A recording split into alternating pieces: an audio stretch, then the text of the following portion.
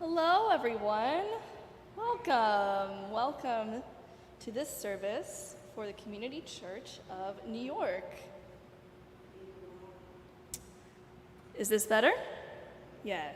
Hi, I am the Reverend Emily D. Tar-Burt, and I am honored to be welcomed back to Community Church of New York to preach for all of you this morning.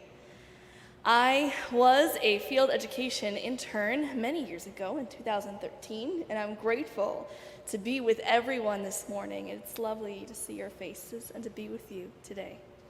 I welcome you to Community Church on behalf of the ministry team, the staff, and all of its lay leaders. It is good to be together in person and online.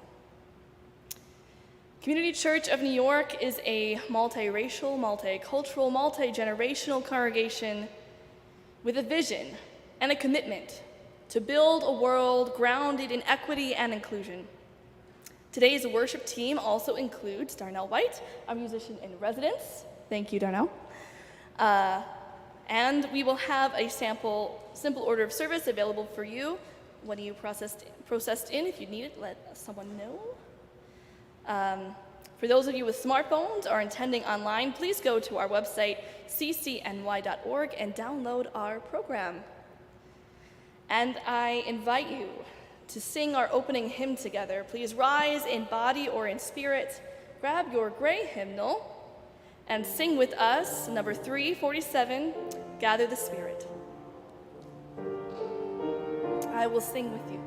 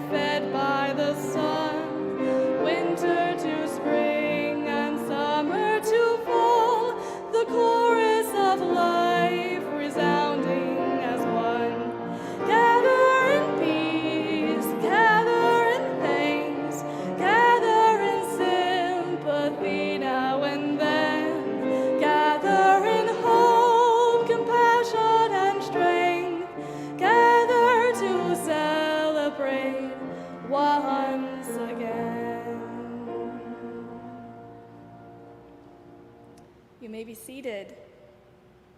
Thank you all. I open our service with a call to worship by Kathleen McTeague. It is number 435 in our hymnal. We come together this morning to remind one another to rest for a moment on the forming edge of our lives, to resist the headlong tumble into the next moment, until we claim for ourselves awareness and gratitude, taking the time to look into one another's faces and see their communion, the reflection of our own eyes, This house of laughter and silence, memory and hope is hallowed by our presence in person and online together. I now invite us to sing our chalice lighting song.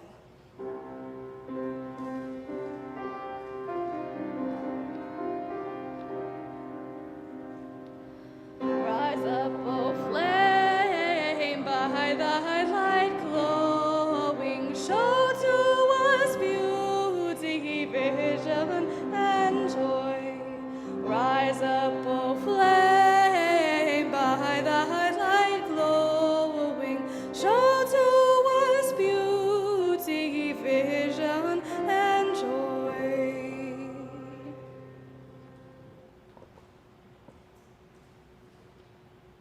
Now please speak with me, the spoken chalice lighting. It's in your order of service.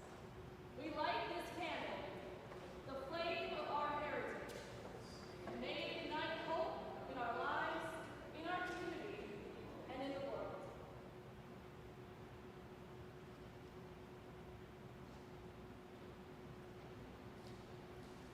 And now I invite everyone, if you'd like to, join in a unison affirmation printed in your order of service. Unto the Church Universal, which is the depository of all ancient wisdom and the school of all modern thought, which recognizes in all prophets a harmony, in all scriptures a unity, and through all dispensations a continuity, which abjures all that separates and divides, and always magnifies humanity and peace, which seeks truth in freedom, justice in love, and individual discipline in social duty, and which shall make of all persons one beloved community. Unto this church and unto all its members, known and unknown throughout the world, we pledge the allegiance of our hands and our hearts.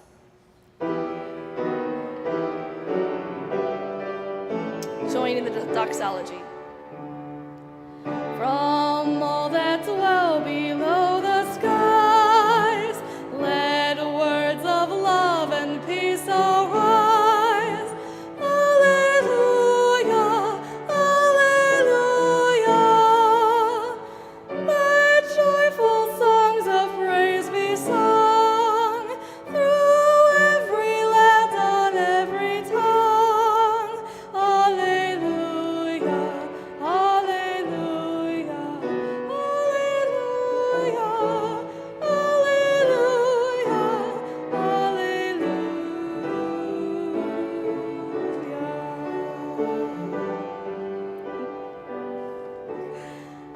I realized I might have sung that wrong. Thank you, Darnell, for that. And now we offer a land acknowledgement. We are gathered on the unceded lands of the Lenape peoples. We acknowledge the Lenape community, their elders, both past and present, as well as future generations. Community Church of New York also acknowledges that it was founded upon exclusions and erasures of many indigenous peoples, including those on whose lands this institution is located. This acknowledgement demonstrates a commitment to beginning the process of working to dismantle the ongoing legacies of settler colonialism. Let us now make a joyful noise as we greet our neighbors as a sign of friendship. Hi, hello, and welcome. Hello, good morning. Good morning. Good morning to everyone online. Thank you for joining us today. Good morning, all. Hi, hello. It's good to have you with us today. I'd like to now center us in a moment of meditation and prayer this morning. I just want to take a moment for us to name, aloud or silently, in a word or phrase, those things that we may be praying for. For those who may be joining us online, I invite you to type a word in the chat box you might have on Zoom, in the comment section on Facebook, or just to hold it in your hearts or say it aloud to yourself. But for those in this room, just a word or phrase, I invite you to say aloud those things on your heart this morning. Rain. You pray for rain. Yes? Cold. Don't we wish for the cold, these heat advisory summer days? Yes. Snow. Anything else on our hearts and minds today?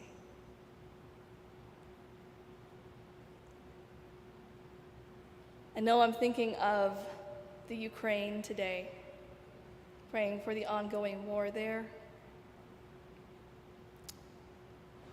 Thinking of our shifting economy and needs, the rise of rental markets and other things people are struggling with daily. Think of this heat wave, wishing it was cool, but also the indications of climate change in our environment and the things we really need, we have needed and need to work on together. Thinking of all of you joining us online, knowing that you're with us in spirit. Thinking of the realities of reproductive justice or injustice in the United States, given recent decisions. So let us hold for a moment in silence those words, those phrases we have shared or not spoken of the things we pray for in our hearts.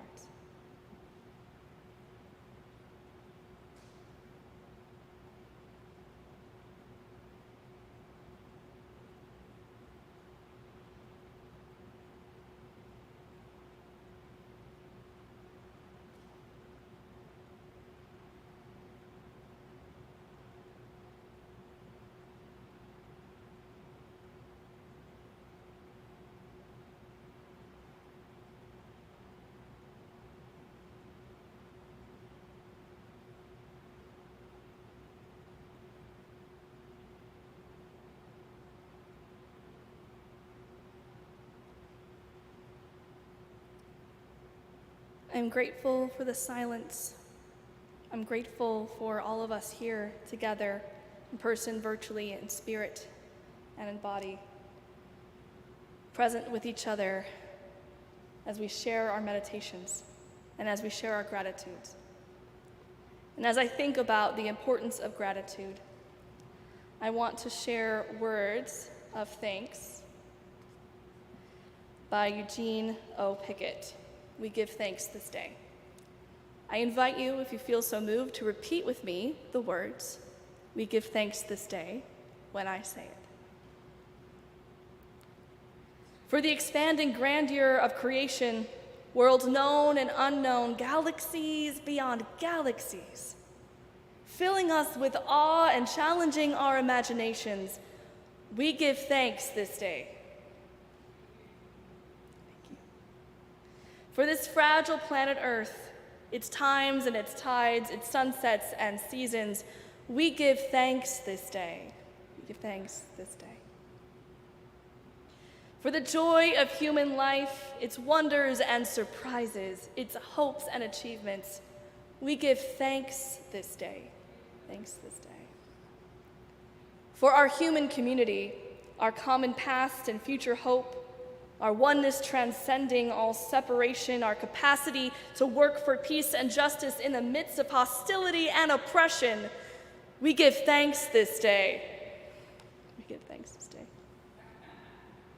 For high hopes and noble causes, for faith without fanaticism, for understanding of views not shared, we give thanks this day.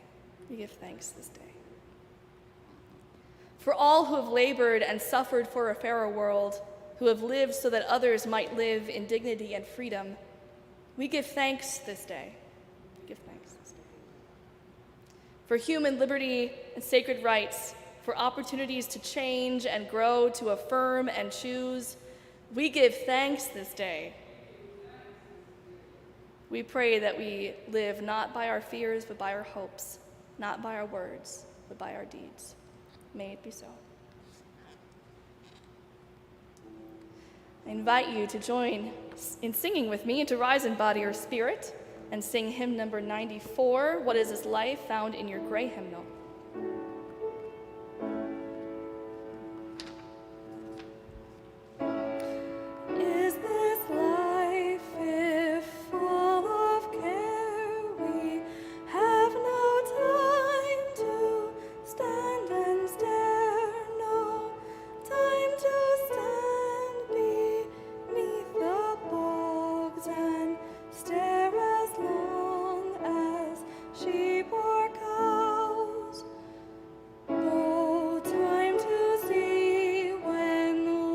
fields we pass, where squirrels hide their nuts in grass. No time to see in broad daylight, streams full of stars like stars at night.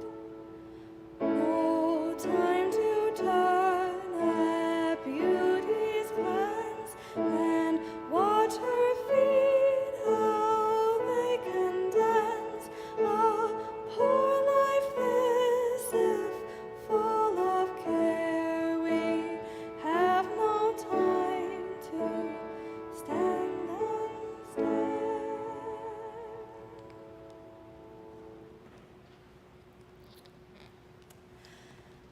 Share with you our reading, which comes from Ralph Waldo Emerson's journal writings in 1838. Miracles have ceased. Have they indeed? When? They had not ceased this afternoon when I walked into the wood and got into bright, miraculous sunshine and shelter from the roaring wind. Who sees a pine cone, or the turpentine exuding from the tree, or the leaf, a unit of vegetation, fall from its bog as if it said, "The year is finished"? Or hears in the quiet, piney glen of the chickadees chirping his cheerful note, or walks along the leafy, promontory-like ridges with the natural causeways traversed like the morass, or gazes upward at the rushing clouds or downward at the moss and stone and says to himself, "Miracles have ceased." Who? There ends our reading.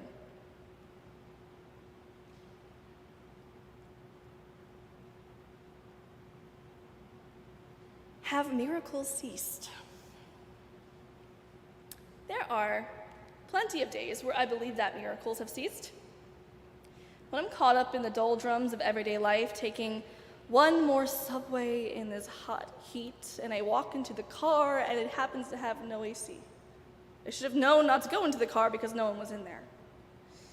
Or when I'm cooking one more dinner and writing one more email, I do not necessarily see anything as very miraculous. In fact, I look at my growing pile of dishes and ask for a miracle to happen instead of the kitchen. I want the kitchen to clean itself instead of me having to wash the dishes.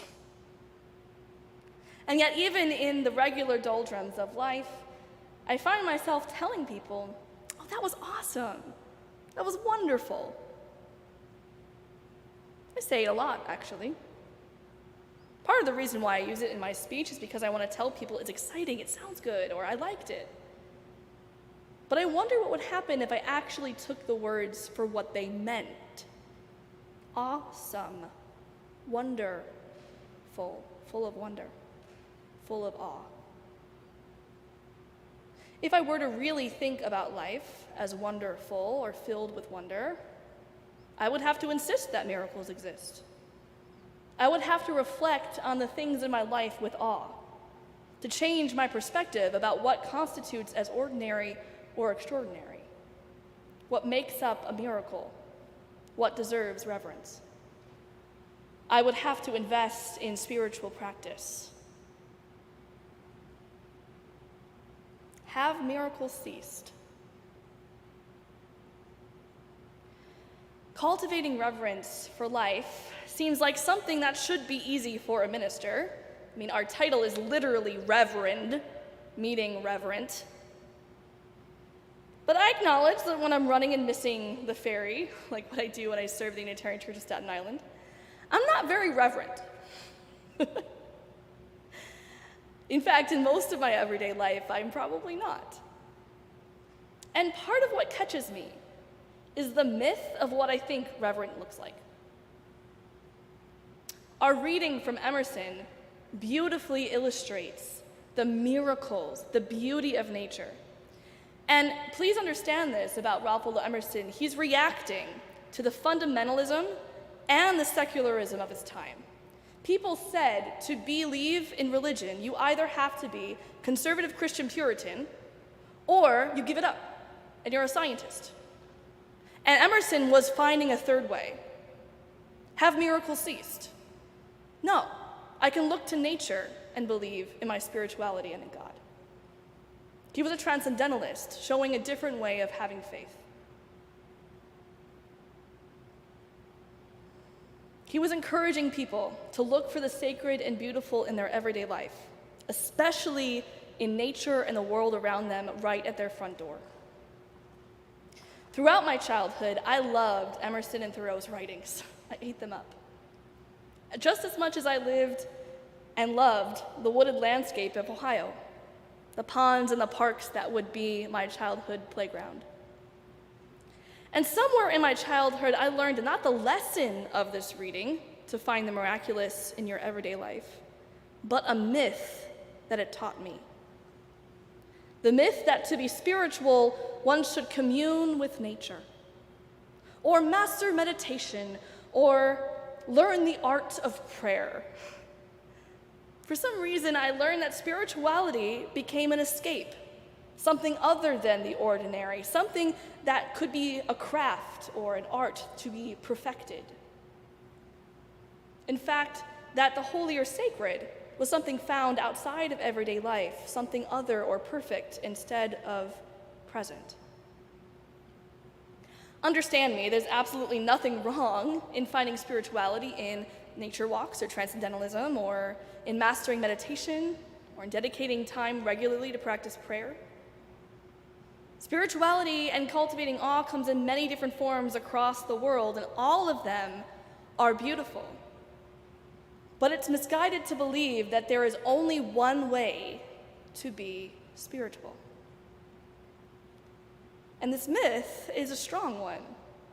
It's often while, for myself, in the middle of everyday life and frustrations, I get a sense that, I'm not spiritual enough today to practice prayer or to say a prayer, or that I need to go on a walk in the wood to start feeling centered and not take my time now. That's why I start making excuses instead of investing in practices that might actually help me cultivate awe in my life. It's almost as if sometimes even myself, I treat spiritual practice like a hobby to take up on the weekends. And that is the issue. There's a myth in our current society that spirituality is optional, that religion and faith are passé, not relevant, and that spirituality really has no bearing on our everyday life. Spirituality, though, is not optional. It is inevitable. Every single person in their lifetime, no matter your creed, no matter whether you're a theist or an atheist, every person will wonder what the meaning of their life is. Every person will have to grapple with their mortality, what it is to be alive and have to die. Why are we doing what we're doing? What are we doing? The question is, will you cultivate spirituality during your life, or will you only do it when you face your mortality? Because here's the thing. We're seeing in 2022 what happens when humanity keeps pushing off our mortality and our humanity and these spiritual, deep questions. Maybe it's just me, but I'm noticing around me, in all industries, in all places, systems that are breaking and failing, people who are burnt out and tired, people who are grieving the losses they weren't able to grieve, people who are just exhausted, and existential questions are happening. What am I doing here? Why am I here? How do I keep going? We're seeing our friends, our neighbors, people in our communities actually forced to grapple with this question. Not because they chose to willingly, not because they had the time to grieve or had enough resources, but because life is all, well, a little bit hard for everybody. And that's why I think it's important that communities like ours exist, where we understand that there is a third way, just like Emerson was showing. You don't have to assign to a creed to be religious. You don't have to give up everything faithful to be a human being. There's another way to answer these questions together. to actually cultivate awe and respect, to process our grieving, to heal with each other, to ask the deep questions and stare in wonder at life. I fervently believe that we need to engage our spirituality because it is one of the aspects of being human which makes us different than just productive machines. It can't be measured by the money we can't make. It can't be measured by how much we produce. Spirituality is our human heart. I need wonder and awe. Because without it, I fear that human beings will continue to live in systems that deem the human ego and the bottom dollar as the highest idols we should worship. Wonder and awe reminds us in the most beautiful, fragile, and vulnerable ways just how dependent and small we are. Just how much we need each other. We need spiritual people willing to help each other cultivate awe. Cultivating awe brings us closer to our own humanity. It makes us reflect on our finite nature. It keeps us humble and compassionate and empathetic and kind. Seeing our smallness does not have to be a scary thing. It can be a beautiful thing that keeps life mystery grounded in thankfulness. And it's one of the many reasons why we gather together in the middle of the hot heat. Thank you all. To remind each other of this miraculous life, to cultivate a sense of wonder, to owe our place in the story of the mystery of all that is. That there is something so much greater that each and all of us are a part of. And we are called to remember that mystery. I truly believe that in this world today, part of the revolution we need is people remembering their spirituality, because it helps us remember our humanity. People who cultivate awe, who connect with each other through humility and gratitude, to practice compassion instead of callousness, and empathy instead of isolation and fear, who cultivate awe for everyday things, reminding us of our intimate interdependence, and helping all of us prepare to make a world where we can truly achieve justice when we remember just how vital every single life is. So, have miracles ceased? Have they, indeed?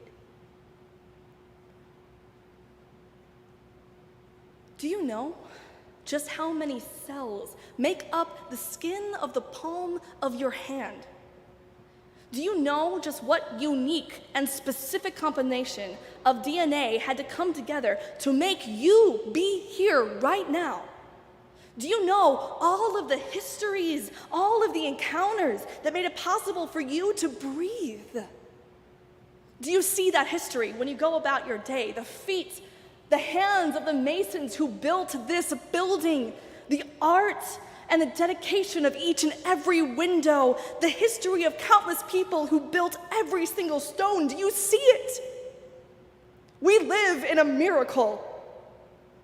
In a city filled with so much history layered on top of each other, we forget each other's stories. Do you know the atoms, the billions and billions of light years it took to form Earth in the first place? The countless generations it takes for all of us to stand here. The years of scientific thought it takes for me just to hold this iPad and preach from it. The many people's stories that encounter us as we walk into this building. Do you know just how amazing and terrifying and wild and fragile this one life is?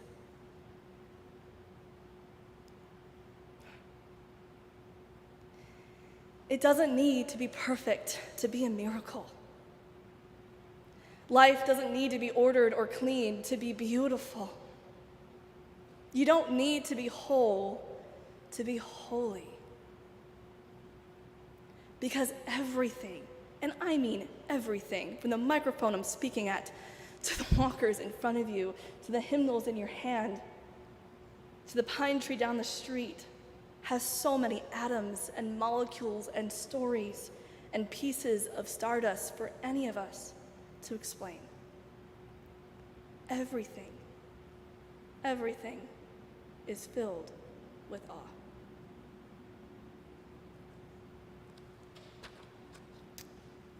There ends the sermon.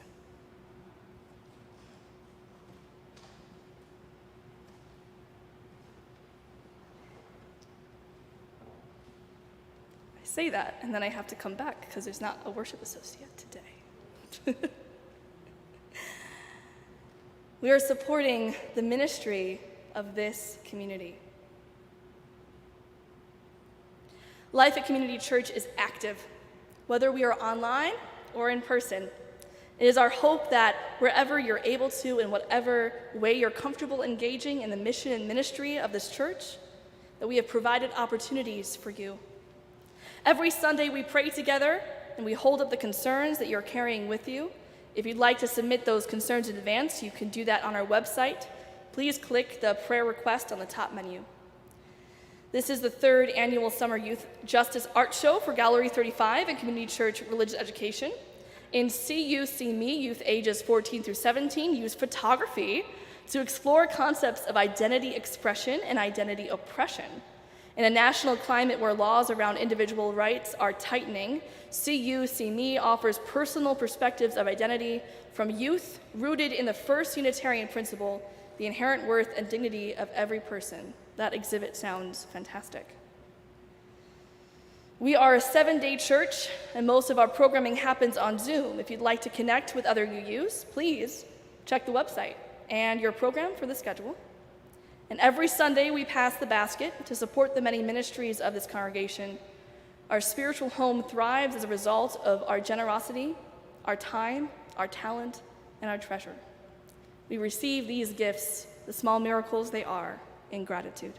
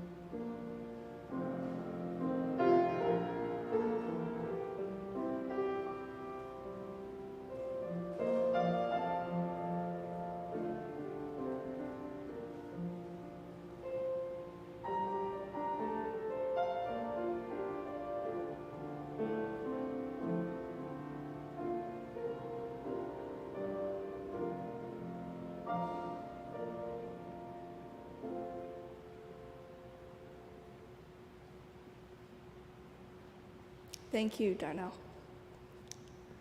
I now invite everyone to rise for your teal hymnal, number 1064, Blue Boat Home, and I will sing it with you all. 1064.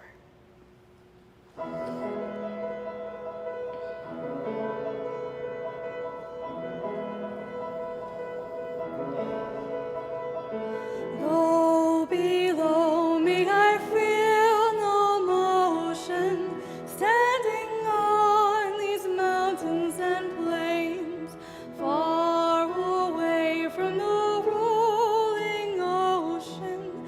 Still my dry land heart can say, I've been sailing all my life now. Never harbor or port have I known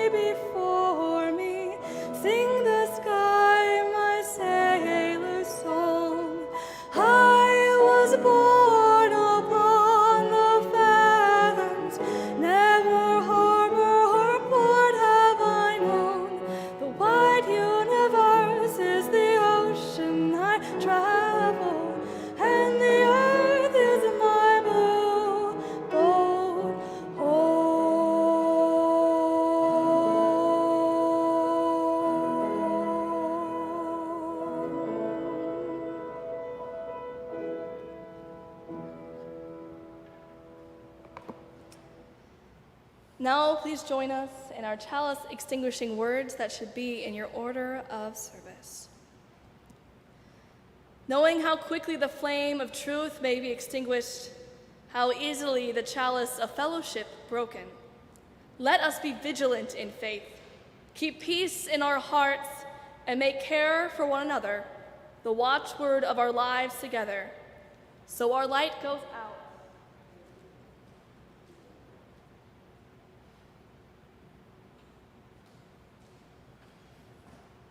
Everywhere into the world. Our light goes out into the world, bringing healing and hope. Go in peace to love and serve the world and each other. May it be so.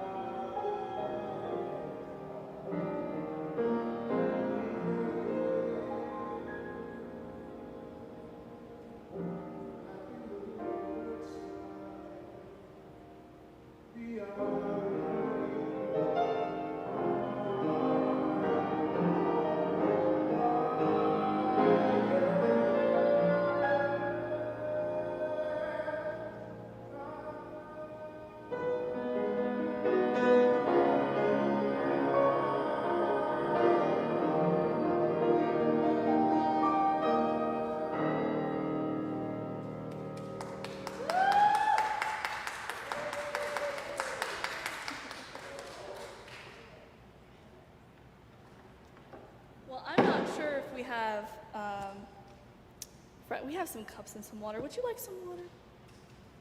Would you like some water, everyone? We have some cups and water up here. I might just give you some water because it's hot. If you'd like some, I can give you some. I don't know if we have an actual place to go for after-hour things or not. Danielle, do you know? I don't know. But we have water, so I'm going to go get you some water. I think there might be some apple juice as well. All right. Thank you. Thank you for doing